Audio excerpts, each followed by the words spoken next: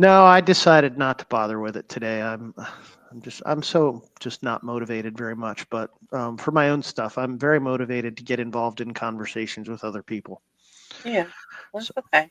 yeah. It's all right. So we're kind of talking today. So, well, Brian and I don't know if anybody's watching. Probably not yet. I don't know. I don't know if I can bring this up on my other screen uh,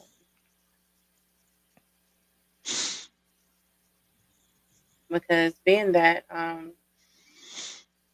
I am doing this through StreamYard, I don't know how it shows me. If there's okay, it does show me up here at the top. This is zero right now, and then there's also um, white people can post comments and stuff. But anyway, we were kind of talking earlier today a little bit about family dynamics and and how it's just can be challenging, and even not just with family, but just with anybody because this is such a religious society that when you're not religious, people just kind of have a hard time with that, and they just kind of don't understand how you can not be religious and how you cannot um, be a Christian because it's such a prevalent um, religion in this United States. And when you're not following that, people just kind of get confused by that. What's been your experience? Well, we've talked about it a bit, but I guess for the audience, I could just recap a little bit that I'm not religious. I consider myself an agnostic atheist. It's hard for God and religion and all those things not to be a part of everyone's life, So I grew up with those same sort of things floating on around me, but I never really had a lot of forced, intentional, focused sort of pushing in those directions. So I kind of fell aside, if you will, Yeah, um, and never really adopted a full belief in God or anything like that. So, but I have family who's religious still today, close family, and just like you said, it comes down to the same things. It's hard to have the conversations. It's like their conversations are acceptable, yours are not, because it's in complete and direct violation of everything that they believe. yeah, You know, um, yeah. I think that a big part of it is well, I've experienced a couple of different things. For one thing, I think that religious people um, think that what they believe is just so great and wonderful that everybody has to do it.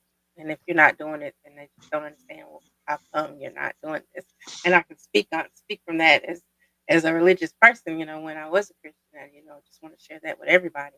And you just think that if somebody's not getting that, that just doesn't. You just don't understand. Like, well, how come you don't get it? I can see it from that perspective, and then I can also see it from the perspective of someone that's really close to you, and they're kind of fearful because if you don't believe, then what? What's the alternative? You're going to go to hell. So then there's that fear of, this is not good. I have to do something to save this person. I've got to help them to see this, that they're going to die and go to hell if they don't get on board with this. So I can see it coming from a couple of different perspectives, but, and they don't want to listen to us. Like what we say has no, that doesn't warrant anything. It's just the God, and that's it. You know, and if you can't believe in that, then it just you're completely wrong, and you have no credibility. yeah, well, we are social creatures, right? There's an irremovable factor, an inseparable factor that we are social, and we have social pressures that we apply on each other, and based on things we see around us or the way we want to behave, we want other people to behave like we do. So we get validation in that behavior. Yeah, Um, so I understand it. It's not that I don't understand it.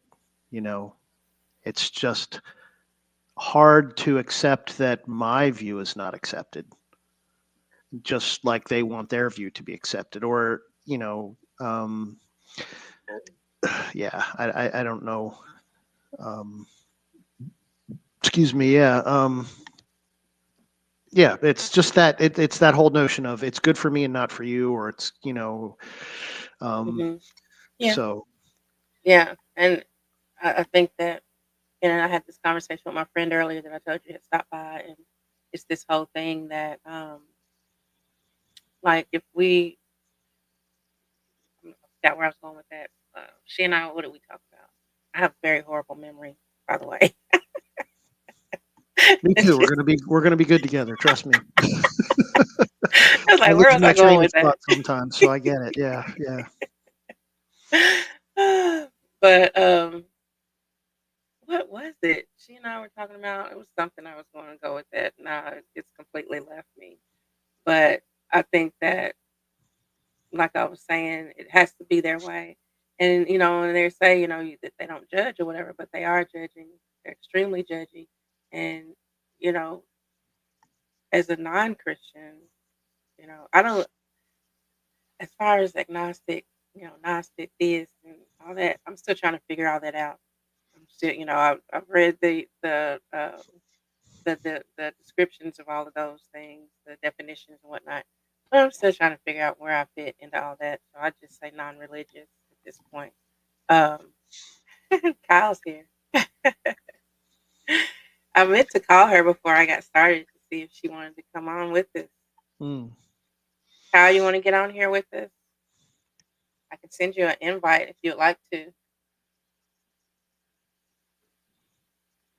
Yeah. So Gnosticism, knowing, versus theism, believing. I call myself an agnostic atheist, so I don't know God doesn't exist or exists, but I believe God doesn't exist. Okay. So it's not something that I know for sure, know for certain. Yeah. Um, so, Yeah. but those are all just labels. It's like I'd Right. rather. I was telling somebody in the last day or so, I'd rather have a detailed, in-depth discussion than somebody judge me by labels that I choose to identify with, because labels are simple. Mhm.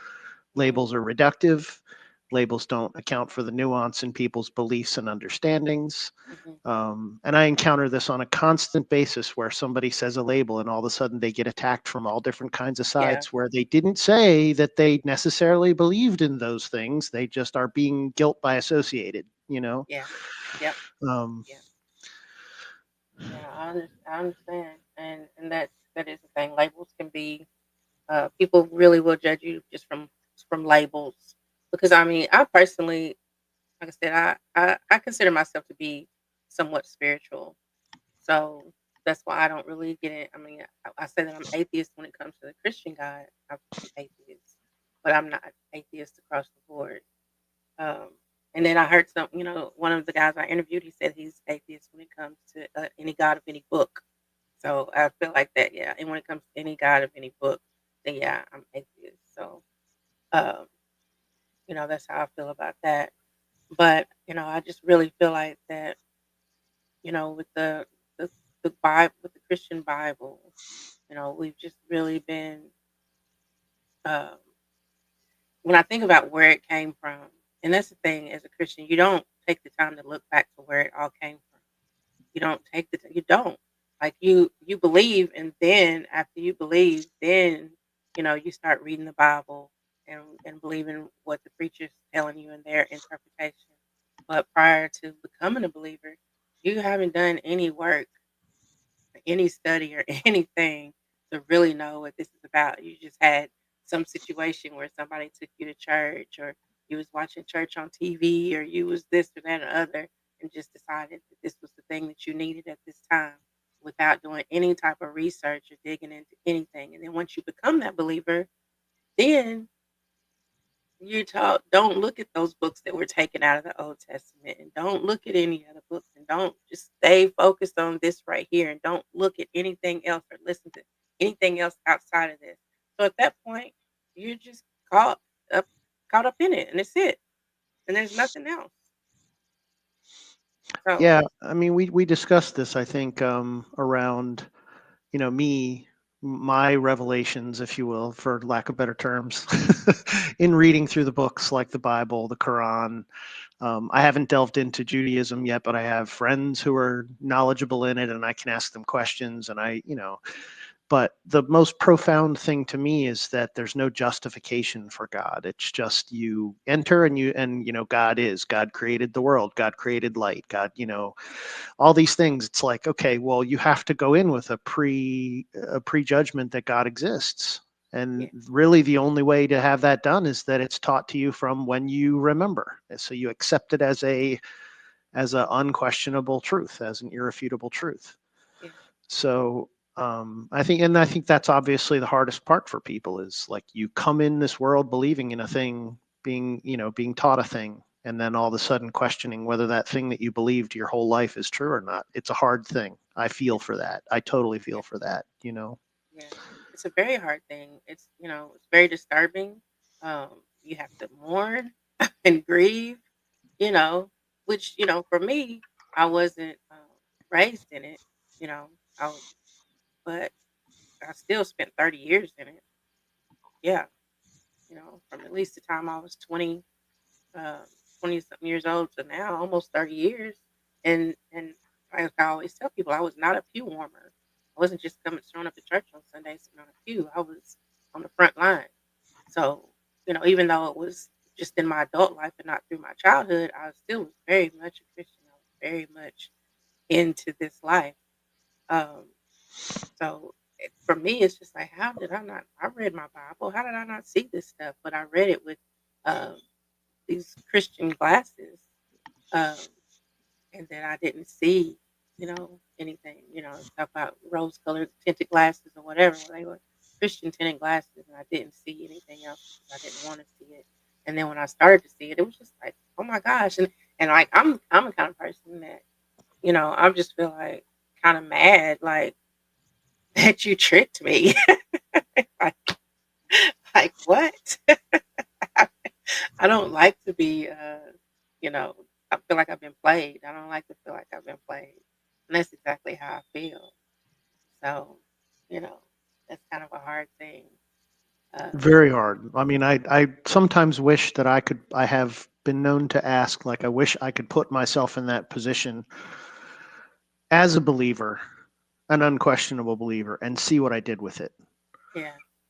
And not only just to see if I would work my way out of it or work my way back into it or whatever, but to understand the strength of emotions that it Hmm. causes for people, number one, to embrace it and stay with it, or number Yeah. two, the emotions to say there's something wrong here, something there's answers that are being held back from me that are Hmm. all those feelings. I want to go through that. Like, when I'm dealing with people, when I'm talking with people, I collect up their examples and I try sometimes to sit myself on their side and argue as if I'm from their perspective. And it's a good, practice to kind of understand, put yourself in other people's shoes. Yeah. But I'll never know what it's like to be there where Yeah. you were. And Yeah. that's just the thing I wish I could have a better understanding of. Yeah. I mean, yeah, because, and the thing is, I felt all the emotions and I cried and, people say, I know that there's a God because I felt these things and these things happen, but it's just emotion. It's just emotion. And it's just like, to me, it's just like if, when you talk about, I can't think of the right terminology right now, but when you think about like when people riot and stuff like that, it's just a whole emotion that's going on right there that's affecting everybody that causes these people to act out and do this stuff. And it's the same thing when you're going to church, it's emotion. And my friend was talking about how the thing that made her start questioning was because she was working in the church and she saw how they would intentionally do the order of service where, in the morning they would have, like an upbeat song to get everybody upbeat. But then right before the offering is intentionally like, okay, play this moving emotional song to move people to want to give and whatever. Like it's very intentional. Like it's a whole plan, to get people in the mood that you want them in at whatever particular time of the service. Like it's so intentional. And I've been there. I can remember, even as a child, I remember one time, I thought, you've heard me say that I went to church with friends, even though I didn't, my family wasn't in church. I would go to church with friends. And I can remember I remember plain as day one time just being in church and just crying and not knowing, like, why am I crying? Like, what is this about? And just feeling so moved and not knowing why. But it was just the emotions, and I'm extremely empathetic, so it doesn't take much. Like I don't really cry a lot on my for my emotion. I cry more for other people, just being with around other people and their emotion than I cried from my emotion. Does that make sense? Like I'm not a crier, but if you were crying right now, I would cry because you were crying. I understand. So going to I feel church, emotions strongly in other people as well, you know. yeah, And I have strong sense of empathy, I think. Yeah. yeah, extremely, extremely so yeah, so that's what being there and and it's one of the songs that my husband and I sing together. Even though I'm no longer a believer, I've still sang, these songs with him a few times. Um, and it still makes me feel the same way. When I sing the songs, I still feel the same emotion that I felt when I sang them when I was a believer. I still feel that. And but it's just emotion. And that's all it is. It's not from coming from anything outside of ourselves. It's coming from inside. Like it's Yeah. nothing causing this. Like and that's what I truly believe. And but that's hard for people to understand. That's when they say, well, no, I felt this. I know what I felt. Okay. If that's okay, if that's what you want to believe, that's okay. But for me, I know that that's what I thought it was is not what it was. Mm. You know, I can work some emotion up in here. By myself, I could do that. You know, but you know, I mean, it's like we feel emotions and we feel emotions together. And then when we feel emotions together, depending on the surroundings that we're in, we attribute those emotions and those emotions together to the surroundings that we're in and the behaviors that we're doing, yeah, you know. So it's an easy sort of slippery slope, if you will, to make an assignment that it's not the sociality, it's not the interaction, it's some higher power that's hmm making us feel this interaction, hmm you know. Like, and I wanted to say something about, you know, what you said about going to church. It's like, well, there's a reason why some people call it a program, yeah, because because it's you're being programming. You're being programmed, you know. I yeah, mean, look, it's I'm not saying that's a good or a bad thing, because we have a lot of that through our behaviors. You go to work and you have to learn work through training. You're being programmed. You're being mhm, programmed how to accomplish that job more effectively, more efficiently. yeah, So it's all similar things. It's just leveraged in different ways, I think. hmm So, you know, yeah. I agree. And in church, it does help a lot of people. It helps a lot of people come out of some very dark places. And absolutely. it helps them become better. I mean, it did that for me. But I tell people I graduated.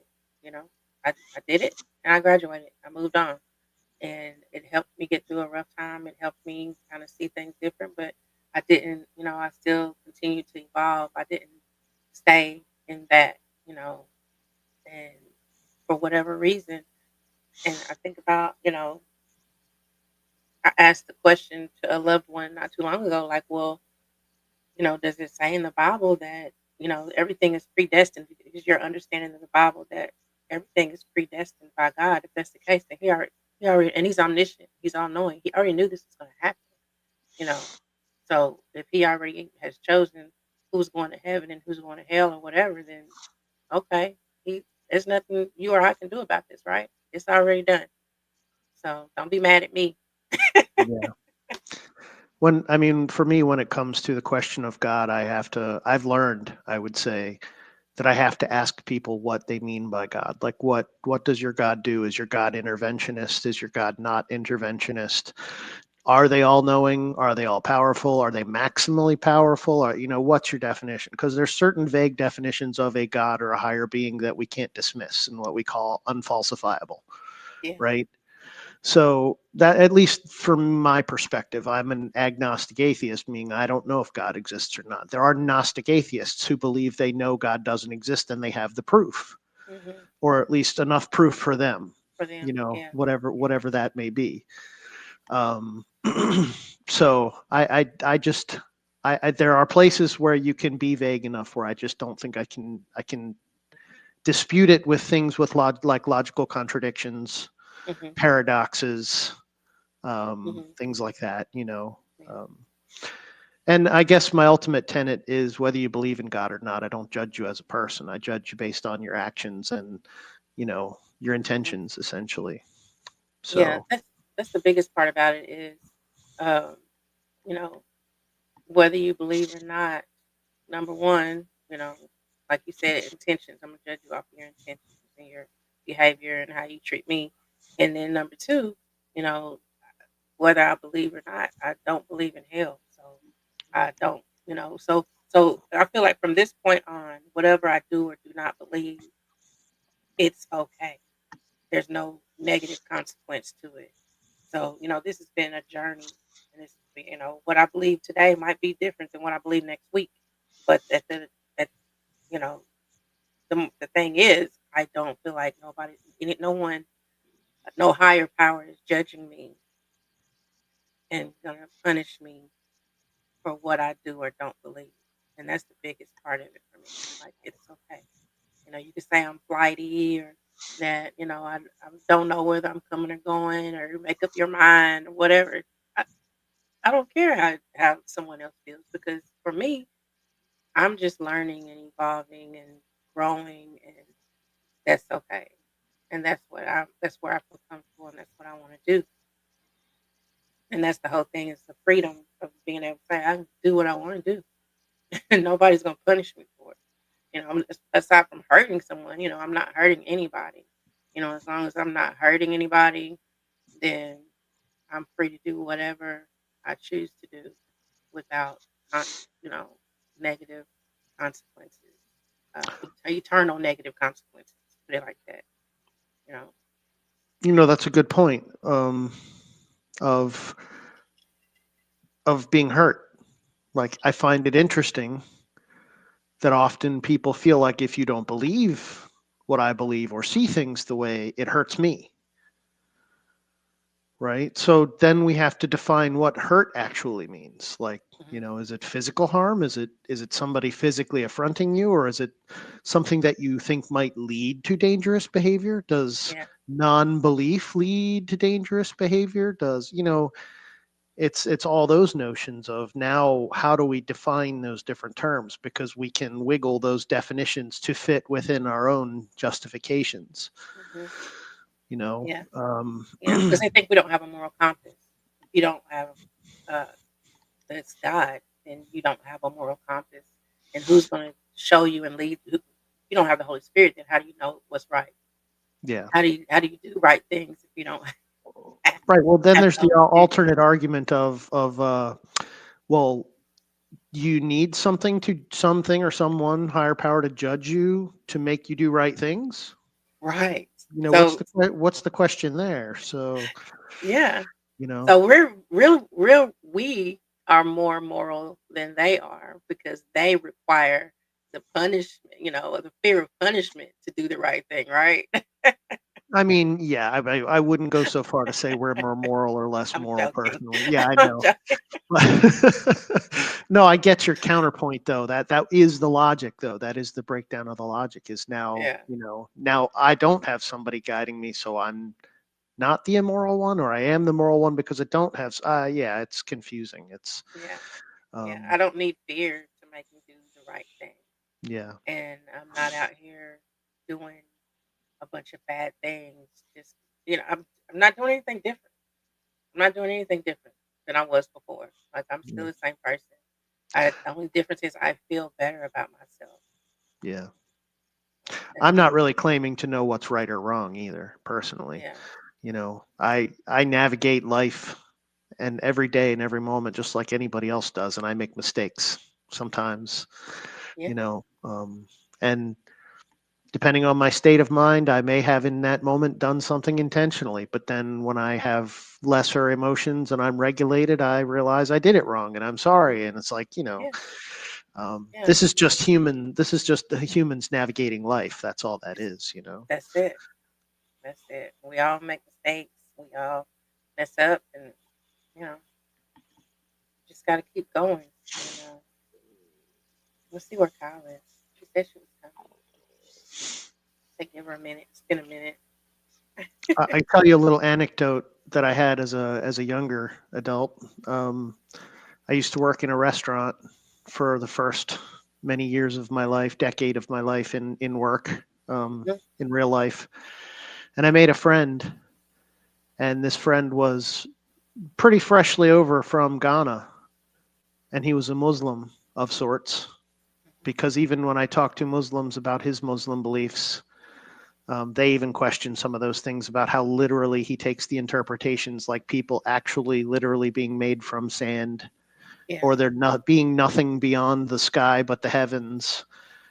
But he was the sweetest guy. Like, he was the nicest, would do anything for you, in his life. But he could possibly also be manipulated by his beliefs, his Mhm. belief systems. And these are the things that made me start to question a lot about, because earlier on, I'd say I went through multiple phases. One of being agnostic totally, meaning I didn't know if God existed or not, and I didn't want to guess if God existed or not. I kind of, Yeah. um, you know, and eventually I was like, okay, no, I'm atheist. I don't believe in God, and God doesn't exist. And I was pretty adamant about that. And then I come to Mhm. realize after doing research, I'm like, yeah, I don't know. I really don't know, but I don't believe God exists. I mean, Yeah. a lot of it is just paradoxically inconsistent, you know, Yeah. contradictory. And there's areas that are so vague that we just don't know, but those vague areas have very little to no effect in my life. Mhm. So, Mhm. do they Yeah. guide me? Should they guide me? Again, that goes back to, do I need something to guide me? I mean, you end up in circles here. So, Yeah. um, Yeah. I think for me, one of the main things that was hard for me to get past was, um, you know, just when you are going through something or you get like for me, like whenever we were going to take a road trip, and I would be the one, I would pray before we would get on the road, or you know, uh, fearful of something that could happen and praying about it. And for me, that was difficult for me. Like, oh, it was a more of a thing. Like, well, what do I do now? If I can't pray to a higher power in these situations, where I'm feeling uncomfortable or I'm feeling fearful or I feel like I need protection, like what do I do? And that was hard. That was hard for me in the beginning. You see the chat, Kyle's talking to you. oh no, I Can you didn't. I'm see it? sorry. It says, Brian, do you know what other religions refute science heavily? What other religions refute science heavily? Yeah. See, Um, I'm learning this stuff. I put it on the screen. That's a good question. I mean, I would say, hmm, that's a hard one, because now you're getting into a person who doesn't have clear distinctions on anything. The more I learn, like the more I learn, everything kind of dissolves into nothingness. So I get into like linguistics and what words mean and what the value of words mean, and all these things. But if I stick at a high level, I think you have to be somewhat anti-science in order to be religious. I agree with Period. that. You know, I think there's, even at the most minimal levels, you have to take a leap of faith, which is anti-science. Yeah. You know, does that make sense, Kyle? She said, according to all your research across the board. Um, yeah, again, define religion. If we took all religions away from the world, would science become the religion? Have you ever heard of scientism, which is basically a dogmatic belief in science that Mhm. where it can be exploited and then no longer really scientific, because it's not following the tenets of skepticism and testing, uh, consistent results, things like that. But when we're talking about a belief in a higher power, deism based religion, those things, I think you have to have at least some level of anti-science, to believe those things, if that makes sense. That the reason goes back to my claim of fight or flight. Yeah, fear. I think it is a big. I have a lot of anecdotes that I refer back to, and some of them are a bit cynical, a bit comical, a bit like tongue in cheek, but there are also some seriousness to them. Like I really liked the Band of Brothers series, and in that Spears, the one guy who everybody looked at as kind of a psycho, he's talking to the one guy, and he's like, once you accept that you're already dead, then nothing else really matters. And I don't mean it to that extreme, but it's the fear. It's like you have to get over the fear Yeah. of things to be able to move forward with rationality in a sense, like even so rational that I'm not going to continue living at every moment necessarily. I might die all of a sudden right here. Like that's just a thing we have to come to terms with, and most people don't accept, Yeah. right? I'm not saying Right. being worried about it. I'm not saying Right. being anxious about it. I'm not saying let it be an obsession, but it's a thing. It's a part of reality. Yeah. So, um, if that makes Yeah. sense, I'm talking too much, so I'm going to let you No, go. you're not. You're not talking too much. I told you this is a we thing. It's not a me thing. This is a we thing. I This is the appreciate that. Diane Bryan show. I appreciate that. I also have to be careful of like when I cross that threshold, like I feel like I'm preaching. I don't want to preach to people. If it's my own personal belief that people deserve the dignity and respect of their own worldviews, and that's the only way that we can allow conversations to move forward is if we give them that. If we just go in with biases and prejudgments, it's already destined to fail, in my opinion. Yeah, So, um, I you know, agree. But I don't feel that you're saying too much. I mean, the whole purpose was for us to come on here and just talk about what we want to talk about. So sure, sure. you talk as much as you want. Kyle says teamwork makes the dream work. I appreciate it. I'm a very self-conscious person. I'm always questioning myself and what I'm doing and why I'm doing it. So, Well, we both do that. What I asked you earlier today was, oh, I really like Jonathan Haidt's book, The Righteous Mind. It gives a deeper understanding of where religion comes from and how it feels and adapted needs. I Nice. love Jonathan Haidt. I love Jonathan Haidt. I love some of the research he's doing today with transcranial magnetic stimulation. Hmm. It's just fascinating stuff. And I think if the average person knew a lot of the things that were going on in those realms of the research world, Hmm. there'd be a lot there. Well, okay, let me be fair. There'd probably be a lot of fear. Yeah. Yeah. A lot of fear of breaking down what people might consider realities, if you Hmm. will. Hmm. Um, so, I'm not familiar with Jonathan Haidt. I'll have to look into that. I listen to a lot of Audible books, so I'll have to look into that. he's a sociologist, psychologist, I believe. Yeah, I once again the memory thing. I'm not going to pull out his resume because I don't know his full resume, but he's in that realm. Yeah. Yeah. Okay. Yeah. I'll have to check that out. Is Cusco one of our Discord people? The name looks familiar. I've seen it before, so yeah, I've seen it on Discord. Cal probably sharing this, shouting us out on I will be just for Cusco's sake. I will be a little bit controversial here and say I do disagree with Jonathan Haidt on some things, but maybe that's for another time, another discussion. I don't know. Maybe we can catch up on Discord and talk about it. So Kyle is asking if you can expand a little more on Jonathan's take. On Jonathan's take. I'm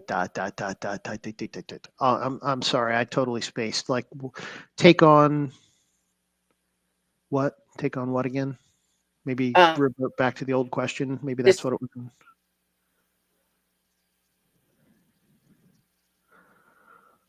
Oh, yeah. I don't know if I could articulate it.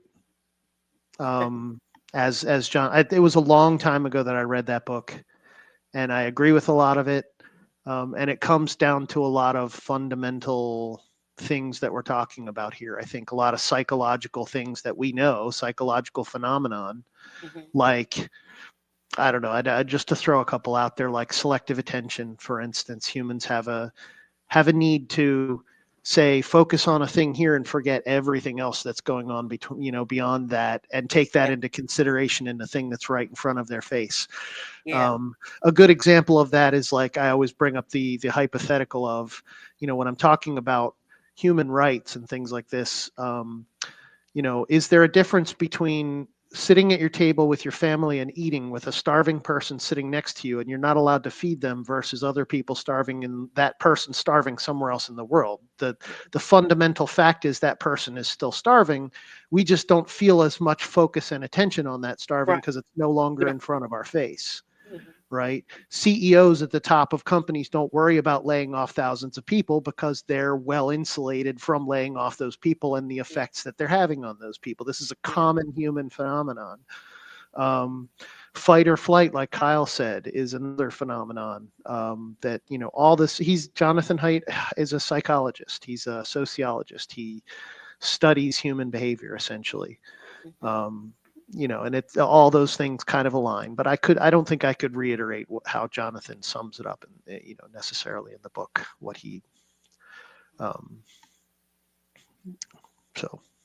This is when you go far back in human evolution, there are a lot of things that are still conjecture and best guesses. Research areas are slow and can only tell so much.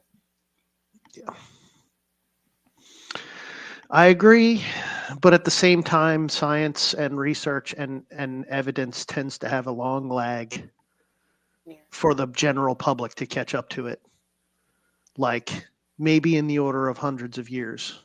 you know like a lot of our society today, from an education perspective of what we understand, is probably living in an education of 100 years ago, Mhm. essentially, or more, roughly speaking. I'm not drawing lines or anything. And I don't, I have a lot of thoughts around those topics, but I'm not sure if that's going to take us off topic or, Yeah.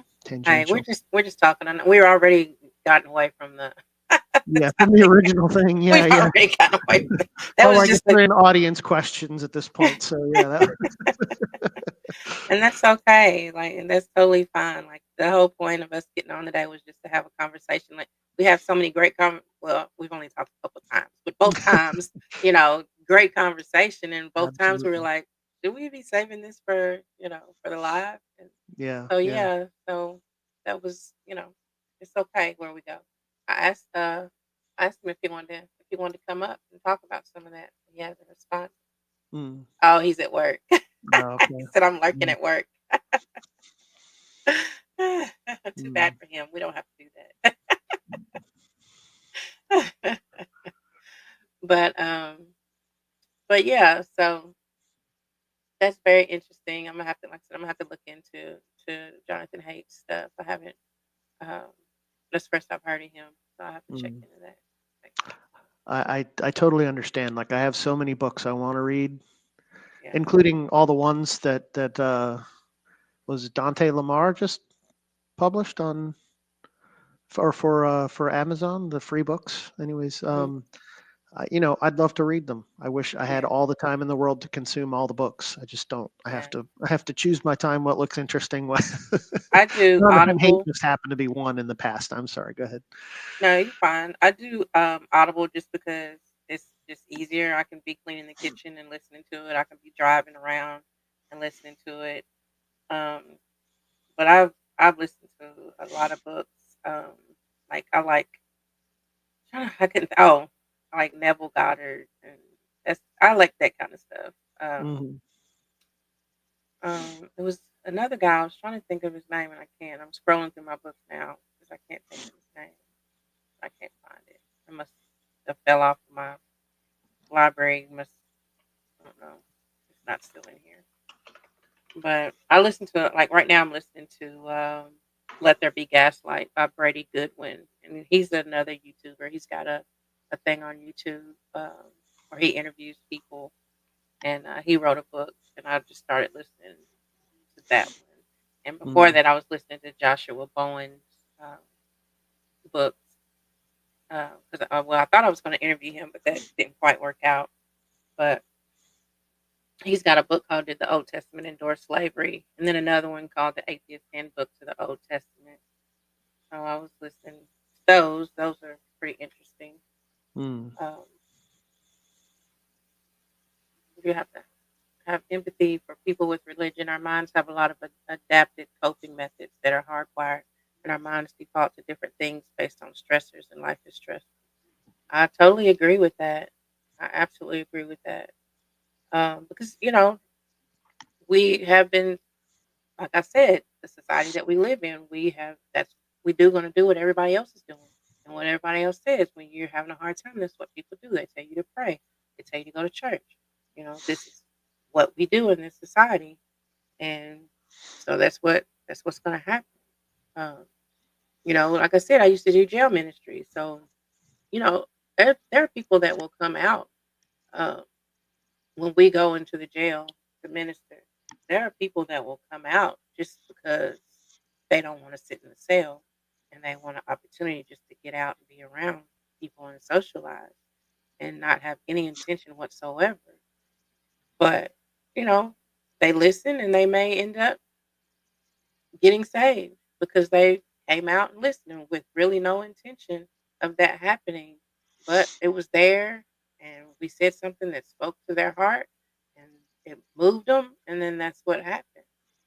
And it may make them do the right thing when they get out. They may turn their lives around and do the right thing.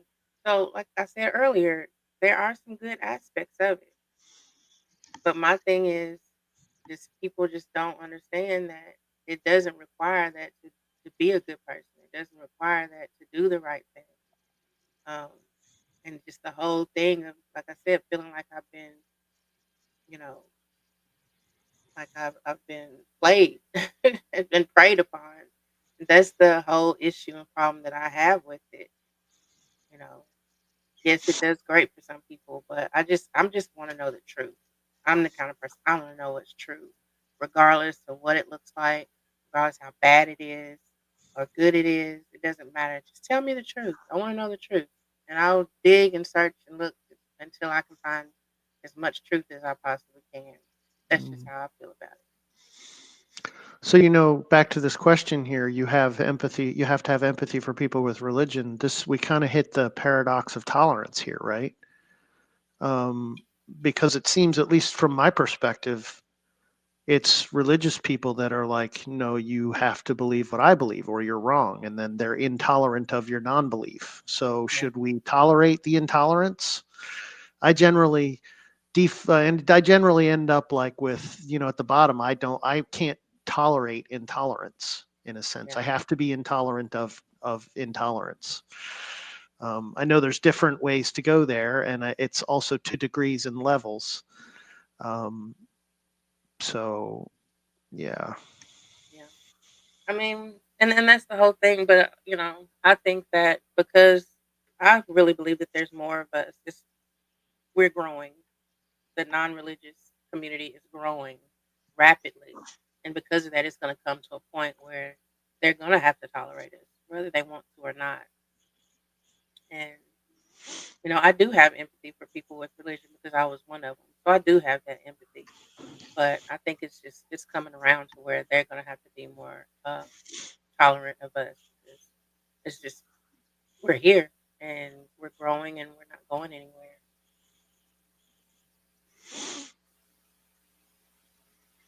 Yeah, so, I it's a tit for tat, I think. I'm tolerant up until the level where somebody becomes intolerant. Like, it doesn't bother me. Um, if I don't like being preached at, that might be a level Yeah. of comfort that passes over my boundaries. Hmm. And that might be where I start to reach a level of intolerance. And I'm like, you probably don't want me preaching at you to tell you all the factual reasons why God probably doesn't exist, just as well Yeah. you want to tell me the reasons why God does exist and what to attribute to him. Yeah. Um, so humanism has to lead the transition from superstition. Non-beliefs leave so many holes. Humanism. Hmm. Um, unbelievably so many. Yeah, I think that means like I think that um when people find out that you no longer believe, that you're a non-believer, like, they don't really understand. Um, but being more, I refer to myself as being a humanist, and people are like, well, what does that mean? It's like I care about people. Like, that's it. It doesn't matter what color you are. It doesn't matter if you're rich or you're poor. It doesn't matter what your sexual orientation is. It just care about people. I care about humans, and that's it. That's all that means, and no more, no less. And as a Christian, it's more so you only really care about people that think like you, or that you can get to think like you know. And once you try so many times to get somebody over on your side, and then they don't come to come to believe like you believe, then you're pretty much done with them at that point. Yeah. Again, that's a place where I try to say I'm never truly fully done with anyone, but sometimes I do have to draw a line, draw a limit, Um, Yeah. a I mean, personal religion. You want to read that one? yeah, personal religion is about the only thing that I won't avidly speak against. Even teaching it to children or vulnerable people is a pretty intolerable action to me. Well, I can't really go with that. I mean, simply because I still live in a house with a husband and a daughter that still go to church every Sunday. Like my 12-year-old, um, Yeah. they're still, that's still what they believe and what they do. That's really a hard part when you start getting down into family, children, friends, people you care for. Like me too. I have people in my family, friend groups that are still very religious and teach their children those things. I mean, I tend to fall back on autonomy. Like that's usually my default. Like I think people should be as autonomous in their choices as possible. Yeah, So if your autonomous choice is to be religious and teach your children religion, it's not really my business to be there, just like it's not my business to be, say for instance, involved in whether somebody gets an abortion or not. I hope that's not a questionable topic, but I believe in autonomy, hmm, pro-choice. um, as soon as you pass those boundaries, you're taking away somebody else's autonomy in areas where yeah, you don't necessarily need to, and it's based on your beliefs generally. yeah, So yeah. I agree with that. I agree with that. I mean, I believe in live and let live. Um, yes, we benefit when we begin to question things and think outside of the box.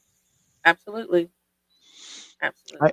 I was going to say I also believe like all roads lead to Rome in a sense. If you keep questioning the truths of things, you're going to lead your way out of religion. Some people get stuck in it and don't question the truths. That's Hmm. understandable. And it doesn't mean they're bad people, doesn't mean they're necessarily going to do bad things or attribute those bad things to their religion or not religion. Hmm. Um, but I think if you continue to question, you get to the bottom and you're like, hey, there's no answers here either. I think that's similar to your story. Like you kept digging. And when Yeah, you got down to the bottom and started questioning the things that people told you not to question, you're like, this doesn't yeah, really make a whole lot of sense. yeah. So, It's like no wonder they told me not to question. They knew what was going to happen if I this questioned. doesn't make sense. Nothing makes sense. And Chanel Blue, I actually mentioned her. She's the friend that I mentioned earlier when I was talking about how the order of service and how the upbeat song and then the emotional song. It's time for the offering, and she and I were talking about that earlier. Yeah. Hmm. I think about those things a lot because I did go to church with friends when I was young. Friends that were religious or a good friend of the family. I used to go over and play football games at their church, the Bethel Baptist Church in Ellicott City, Maryland. Um, all really nice, sweet people, but something always just didn't feel right to me. Hmm. So it was almost like contrived Yeah. sociality, if Yeah. you will. Yeah. I miss some things about going to church. I enjoy it. I enjoyed sometimes, but I didn't enjoy the fact of feeling like it was something I had to do every Sunday, like you have to be in church. You have every time the doors open, you have to be there, and I didn't like the whole thing of feeling um, it's submissive to the pastor. Like that. I didn't like that at all. Like the person that I am now, where I'm at now, it's like I just feel like there were so many times that, had a pastor that felt like they could just tell me what I was supposed to do and how I'm supposed to do it. And it's like, you're just a man. Like, what gives you, more authority to tell me how to live my life or than anybody? If we can all hear from God, then why can't God tell me? Why he got to tell you to tell me what Yeah. what I'm supposed to be doing? That's crazy. That aligns with some other things in my life. Like, I think I told you my family is Buddhist, right? My wife's side of the Yeah. family comes from Myanmar, comes from Burma, a heavily Buddhist country. Hmm. And like for a long time in our relationship, we would have Buddhist ceremonies. And I would kind of participate, even though I'm not spiritual or belief in God or belief in any of that, karma, dharma, all those things. It's not something I subscribe to really. It was kind of going through the motions for the benefit of my family in a sense. But Yeah. at some point I questioned, I was like, okay, we're supposed to sit lower than the monks, like because they're elevated status. They have some sort of power, divinity, something that's above us that makes us less equal than them. And that really struck me wrong after a while. And I'm like, I'm not doing this anymore Yeah. because I'm not lower than you. We're people. We're all people. We all deserve equal dignity. Hmm. Um, so I totally get that. It does kind of derive down to a power struggle again, which is Yeah. very human. It's very naturalistic. Um, it all kind of jives. The question is, can we recognize it and do something about it or change it? I think, Hmm. Hmm. Um, Chanel says fear mongering is used a lot, and I'm like, yeah, we talked about that earlier. About fear is a big part of it. Fear that you're going to go to hell, and even just fear that people are going to look at you different, and that you're not going to be a part of the cool kids club anymore. You're not believing anymore. So yeah, fear plays a big role in it. But yeah, go ahead. no, I was just going to say fear is it's like a human manipulation tool because fear goes across everything, not just religion, wars. Who's on what side of war? If you're not on the right side, people will fear you into being on the right side or let make you fearful of being on the wrong side or it's an easy thing to manipulate people with. um, Yeah, because religion is a power struggle for control. Even if it was once a pure thing, man has corrupted it. Man corrupts everything. We corrupt everything. yeah, it's hard to reduce or to remove humans from the power struggle. It's evident everywhere throughout everything. Mhm. Religion is just yet another mechanism of manipulation, in my opinion. Not saying that it doesn't have its benefits. Also, I try to see both sides. I Somebody taught me something a while back about harm reduction, the Mhm. notion of harm reduction, and I'm like, if believing in God and your religion helps you in some way that's a net positive, I don't have a problem with that. I Yeah. have a problem when it starts to affect other people. That's where I have the real big problem with it. Yeah. But look, yeah, for those things, like if it helps you in some way, even though I may not find it rational or logical, um, obviously it can be a benefit. So I can't outright dismiss it and say you just shouldn't do it. You know what Right. I mean? Right. So And that goes back to, like you said, that autonomy. Like whatever's good for you is good for you, and whatever's good for me is good for me. And I don't have to do what you're doing, and you don't have to do what I'm doing. As long as nobody's being harmed, then it's okay. Uh, Somebody said, "Same here. Keep your religion out of our government." That's another thing I question a lot. It's like, how do you keep religion out of government if people who believe in religion end up in government? Hmm. They're obviously using, even if they're not overtly using the law in that way, their particular own ideals are guided by their beliefs. Hmm. And Hmm. and we have a major problem with, I think, with people going into office who want to implement their own ways because people voted for them, not the will of the people. Yeah. You know, Yeah. it's like we're voting for a package deal, and no matter how much other negative stuff comes along with it, as long as it has the couple things that we like about it, this other Hmm. stuff is acceptable. Hmm. Acceptable harm, losses, whatever we want to call it. Yeah. I never really liked the package deals. I don't like them today with all the streaming stuff. So, yeah. Yeah. And my thing is why when you go to court and why when you're being sworn into office do you put your hand on a uh, holy Bible? Why is that? Didn't Trump not put his He hand on the did not. Bible? He did not.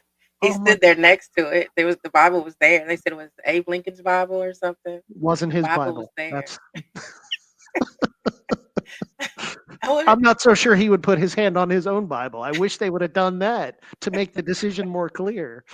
So, uh, I heard a good question posed the other day. If humanity was removed tomorrow, would God, as we describe it, still exist? well, I've delved down these topics quite a bit, but if you have something to say about that, go No, ahead. go ahead. Well, all right. So I always ask the question, like, let me just kind of give a hypothetical here. How do you know reality, the world, the universe continues to exist once you're gone? Say that again. How do you know reality, the world, Right. anything that's in existence as we perceive it today? Once you pass away, how do you know it's going to continue? Hmm. Are you You don't. guaranteed it's going to continue? Do you Mm-mm. have to come back and check? Do you have to come back and check on it? Or where are you coming back from? Yeah. So this is the whole notion of mind independence, right?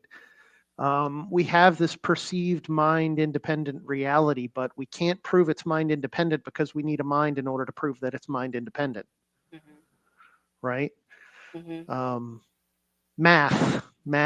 If humans died out and another race came up, math would probably be fundamentally different than it is for Hmm. us. Just like religion, it may guide itself to certain things, but its definitions of them, its symbolism, it's maybe even the same sounds that we make out of our mouths might not exist in the same ways to make those notions.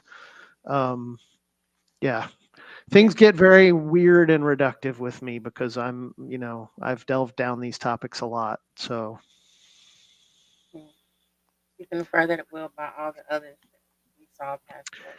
I agree. And I'm a long termist. So I have my bets placed that once I'm gone, things will continue. I can't guarantee it.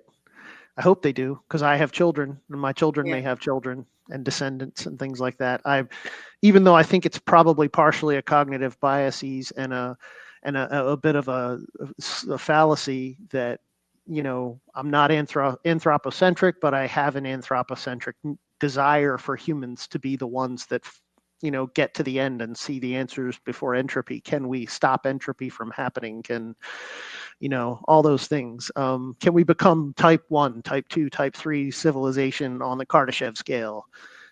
I look towards those things, but there's no way I can guarantee it because I have no idea once I'm gone what's going to happen.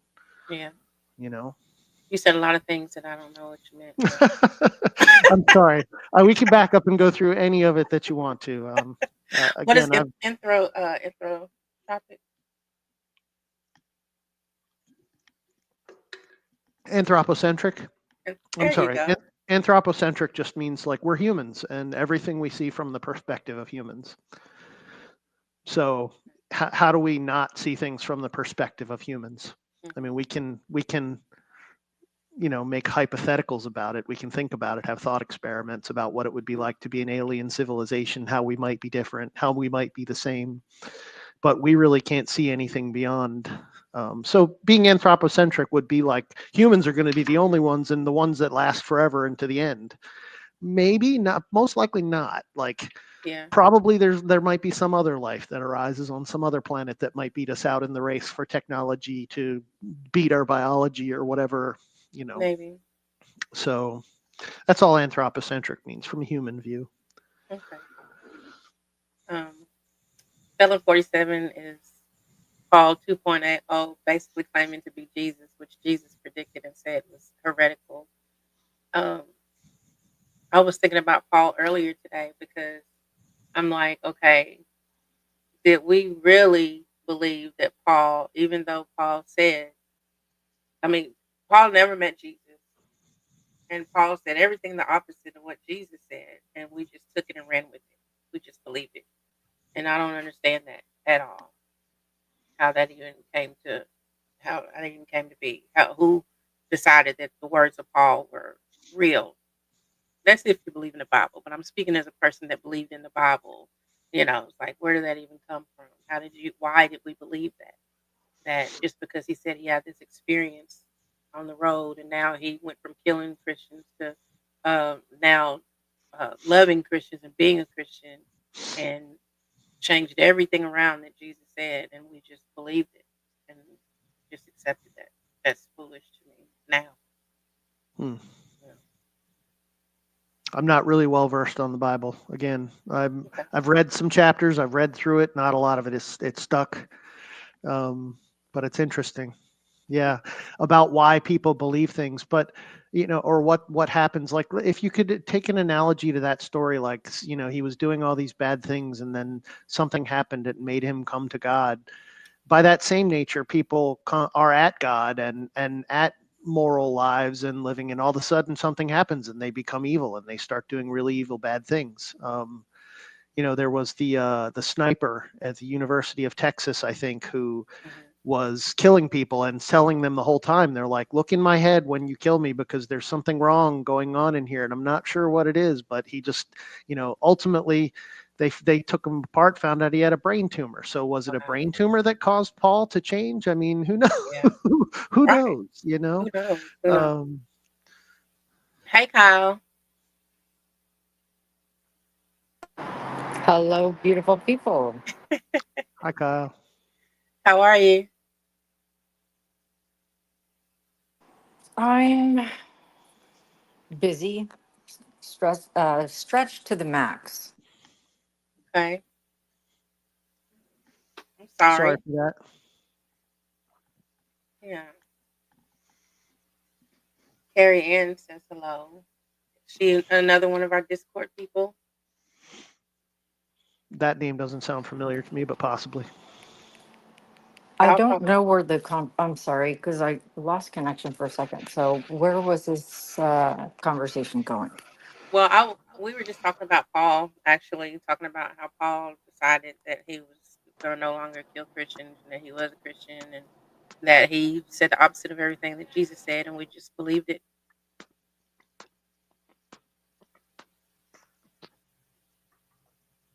What do you think about that? Did you say Paul? Yep, Paul. Hmm. Talking about Paul, how he became a Christian and spoke opposite of everything that Jesus had taught. He taught the opposite of what Jesus taught, basically, Hmm. and Christians fell for it. I mean, because you think about the fact that in the Old Testament, everything was about the Israelites. It was the Israelite God. God was just the God of the Israelites, not everybody. But Paul said Jews and Gentiles were the same. And so now everybody believes that God is their God too, not just for um, the Israelites. Well, first off, I don't really recall the the findings that are written in scripture, or what have you. But regardless, unhealthy levels of pride and ego, I feel, fuel a lot of this type of mindset, um, controlling.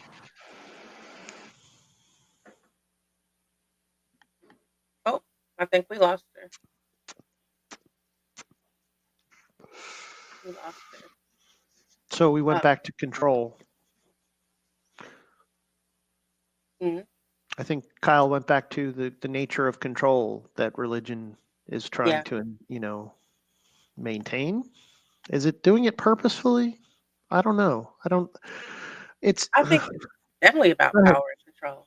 I think the whole Yeah. point of religion is power and control. The studies that I've done, the things that I found when I started digging was just basically about how all the bloodshed and the killing and the the Roman Catholics and the what do you call it, the Crusades and the all of that stuff, and even missionaries, all that stuff came about. We talk about the missionary society and whatnot now, but in the beginning, the missionaries took the army with them when they went to speak to people about Christ. Why did they have to take the army with them? Well, because if you weren't going to go with what we're telling you, we're going to force you or we're going to kill you. One of the two. So everything was by force. It's this religion is prevalent because it was pushed out by force, not just because everybody thought it was a good idea. No, you were forced. People died. They would kill the parents and then indoctrinate the children. Like wasn't just everybody thought it was a good idea. It was intentionally forced, and that was where because it was just all about power and control. Mm. Yeah. Yeah, I can't deny that that's part of it. Like, and maybe even a majority of it, or a big part of it. I think there's definitely a part of it that is just like people just doing things because they just do things. And then there's a Yeah. level of it that some people need a thing to follow and be like they don't have their own sense of autonomy, Mhm. and understanding that they're going to make the right decisions, that they're going to do the right things that are going to set them up properly. So they need guidance.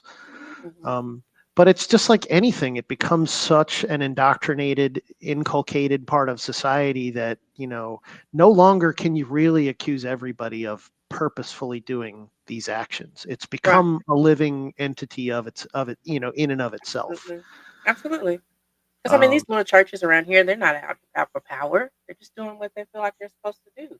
It's Absolutely. I not. mean, There's no ulterior motives for them. I have family members that are pastors and yeah, I teachers. know many who are doing really good things Yeah, and just like absolutely. beyond, and nothing have I ever seen has ever, uh, you know, made me think that there's something devious or deceptive Mhm. or gross going on behind the scenes there.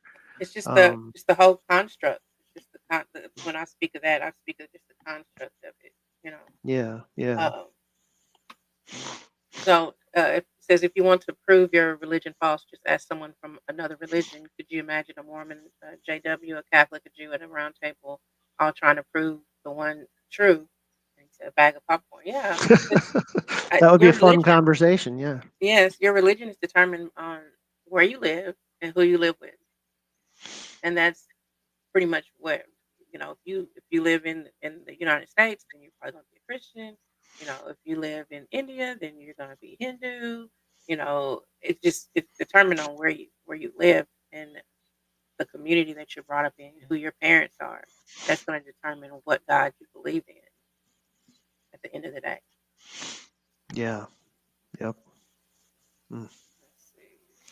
Yeah, that's the whole thing. And it's funny. I've talked to a friend of mine about this as well. Are you familiar with the concept of demiurge? Yes, I am. So this, I know it's more complex than this, but my rudimentary brain breaks it down as basically all of your gods don't really matter. My God is the biggest God and the one that Hmm. matters the most. But then what stops the next person from saying, well, I'm going to demiurge your demiurge. I got one bigger God over your God that's better than all those gods and your God combined. And it's like, Yeah. okay, when does this end? Hmm. um, Yeah. No, it's just and that's why I've been told you just going down this rabbit hole and you don't know what you believe and it's like you're right. I don't know what I do believe, but I know what I don't believe. I know yeah, what I've already disqualified. Like okay, that ain't it. I'm not sure what it is, but I know what it ain't, yeah, yeah, absolutely. and that's where I Mm, am right now. Like okay, mm. I don't know where I'm headed. yes, yes, I'm going down this rabbit hole, and I'm gonna keep going. I enjoy it. I like it here. Mm. I like it here.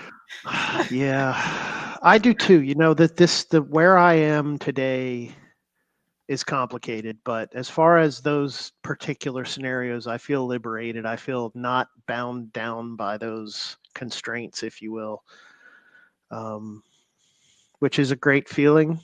Through like everybody, I'm certain I've had a lot of struggles in my life too, Mhm. including now. And Yeah. just this really just having where I am today in these thoughts and beliefs, it's a sense of calm, it's a sense of understanding, Mhm.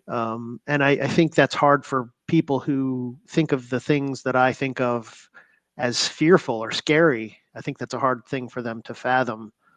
But are you familiar with Plato's cave allegory, No. where the root of it is you can't convince somebody something unless they witness it and experience it for themselves. That's the fundamental truth of it, I think, Mhm. without going through a long story of it. It's an interesting concept, though, and it's relevant to a lot of human behavior and human understanding, I think. Yeah. um, Yeah. I get that. so Um, and this, I listen to a lot of TikTok lives, atheist TikTok lives, and one of the things that they talk about is that you believe what you believe. You know, like you can't really convince somebody to believe differently like that. That's their choice. Like they have to figure that out for themselves. Like I can't mhm. just tell you something and you just believe it like that. What you believe is what you believe, and and that's a hard thing. Like you can't just you You know can't force somebody to change their mind. You can't force right, somebody to change their beliefs. I agree. Yeah. right, right. So and that's what I tell my kids, like you have to do the work to figure out what it is you believe. Like you have to take the time to do the work to figure that out. I can't just Yeah. tell you what to believe. Like that's all on you. That's all on Yeah. I mean, I'm a firm believer in compassion and you. understanding and empathy. Mhm. I know that those are tools in a toolbox and there's other tools beyond those things. Yeah. But I think those are probably some of the most effective tools at rationalizing with people in irrational circumstances, if you will. Mhm. Um, I often bring up an example of a guy who has a show, and he interviewed a woman who has a really interesting story about starting off as a fireman, a fire person, and ending up over in the Middle East, working with extremist terrorists, trying to deprogram them from extremism. Mhm. And it was successful with some of them, like just Mhm. showing them compassion and love and caring and listening to them and dealing, having day-to-day interactions with them and showing them humanity. Yeah. Some of them were deprogrammed. Some of them she earned really good, decent relationships with them. And Mhm. so those are the tools that I tend to rely on. Are they always going to be the tools to rely on? No, I don't think so. But Right. you know, Yeah. um, I smiled because Chicago John is in the comments, and he is a TikToker, and he's on YouTube as well. And he's the one. Remember, I told you I was going to get with somebody that was going to show me how to go live on TikTok and mm, YouTube at the same mhm, time. And I mhm. haven't gotten with him yet, but he's in the comments talking about, look at you. Well, hello. Yeah. Thanks to Brian, I finally got the confidence. I couldn't jump up here by myself. I had to bring somebody with me. And I It's think we've teamwork, we've had a good time. We've been out here for over an hour, and I think we've had a great, great conversation. But I'm probably getting ready to wrap it up because I need to mop my floor. I go to another quote of a movie of mine, favorite movie, Gladiator. The one guy's talking to Maximus, and Maximus asks him, he's like, "What do you do?" He's like, sometimes I do what I have to do or want to do, and the rest of the time I do what I have to do. Yeah. Sometimes, yeah. Yeah. So sorry, I totally botched that all up, but yeah, you No. get the point. It's time to do Yeah. what you have to do. So. Time to do what I have to do. I need to mop the floor. Hopefully, try to go to the gym later. I usually go in the morning, but I told you I was sick this weekend, so I'm still a little weak. But I'm gonna try to go at least if I don't do anything else, get on the treadmill. I'm gonna try this evening. Mm. So Well, it was awesome talking to you. It was awesome talking to you too. I And hope we we're can gonna do it have to again do this sometime soon. absolutely very soon. Mm. Very And soon. bye to the audience. Yeah, thank y'all. Y'all been a great audience. I appreciate all the comments and everything. This has been really good. This was the first time. It was a good experience, and I thank y'all. But Brian, I'm gonna end the stream, but don't hang up. Okay. All right.